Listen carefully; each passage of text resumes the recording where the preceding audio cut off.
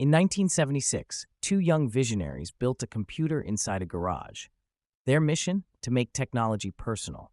That tiny startup, Apple, would go on to redefine how we live, work, and communicate, from a scrappy homebrew machine to the most valuable company in the world. This is the story of Apple Inc., its rise, fall, and spectacular rebirth. The year is 1976. 21-year-old Steve Jobs and 26-year-old Steve Wozniak are building a computer in Jobs' parents' garage. The result? The Apple I, a hand-built machine sold to local hobbyists. It's crude, it's clunky, but it's a start. A year later, they launched the Apple II, a sleek, user-friendly machine with color graphics and mass appeal. Apple quickly becomes a major player in the early PC market. In 1980, Apple goes public and instantly mints hundreds of millionaires. But Apple wasn't just about hardware, it was about vision. In 1984, Jobs introduced the Macintosh, the first mass-market computer with a graphical user interface. It changed everything. The ad for the Macintosh, a 1-minute cinematic masterpiece, aired during the Super Bowl, and it became iconic. But behind the scenes, Jobs clashed with Apple's board. Just 1 year after the Mac launch, Steve Jobs was forced out of his own company. Without Jobs, Apple lost its edge. A series of failed products, from the Newton to the Performa, tarnished its reputation. Microsoft surged ahead. Dell and HP dominated the PC space. By the mid-90s, Apple was on the brink of bankruptcy. The once beloved brand was days from collapse. It needed a miracle, or a familiar face. In 1997, Apple made a bold move. It brought back Steve Jobs. Jobs had spent the previous decade running Next and helping build Pixar. With fresh ideas and a fierce vision, Jobs slashed Apple's bloated product line and introduced bold new designs. The colorful, all-in-one iMac was a hit, playful, powerful, and different. But that was just the beginning. In 2001, Apple launched the iPod, a pocket-sized jukebox that redefined music.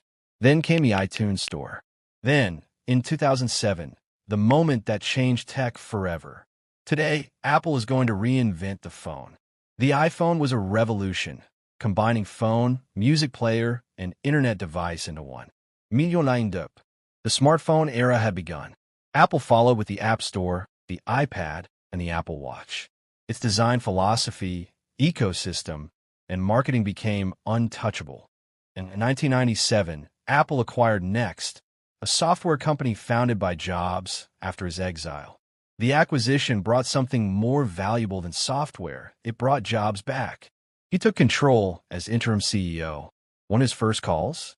A controversial deal with Microsoft, including a $150 million investment. Jobs slashed 70% of Apple's product line and introduced the bold, colorful iMac.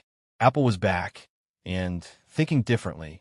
January 9th, 2007. Steve Jobs walks on stage and says, "An iPod, a phone, an internet communicator. These are not three separate devices." The iPhone changed the world. With a touchscreen, web browser, camera, and apps, it wasn't just a phone. It was a platform.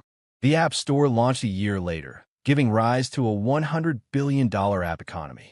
Apple had created a world inside your pocket.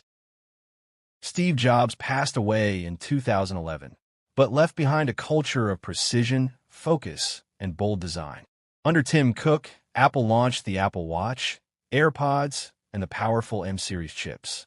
It built Apple Park, a spaceship-like headquarters, and in 2018, became the first U.S. company worth $1 trillion. In 2020, $2 trillion. By 2024, Apple crossed $3 trillion.